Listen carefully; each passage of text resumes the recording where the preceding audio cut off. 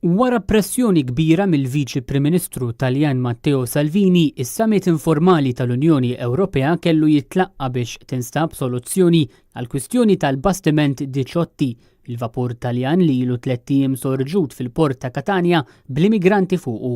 Salvini qed jinsisti li dawn l-immigranti m'għandhomx jitniżlu l-Italja u tant qed iżomm sod li saħansitra għeddet li jirriżenja.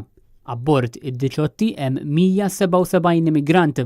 Skont sorsi mhux uffiċjali kellhom ikunu biss Franza, l-Awstrija, il-Ġermanja, l-Italja, Spanja, il-Greċja u Malta il-pajjiżi li attendew għal din il-laqgħa informali. Il-kwistjoni tal-immigrazzjoni qed tolqot ukoll lil Malta. L-erba li għadda f'Malta ddaħlu 100 immigrant.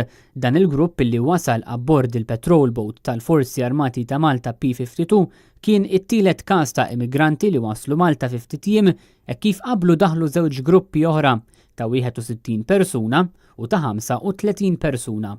Apparti dawn il-madwar 200 immigranti irregolari li daħlu Malta f'ġimgħa waħda biss, pajjiż nagħtu qed iżomm ukoll parti mill-immigranti li kienu daħlu Malta f'Ġunju li għadda abbord il-bastiment Lifeline. U dan wara li l-Gvern Taljan baqa' maħax l-ammont ta' immigranti li kien qal li se jieħu minn pajjiżna.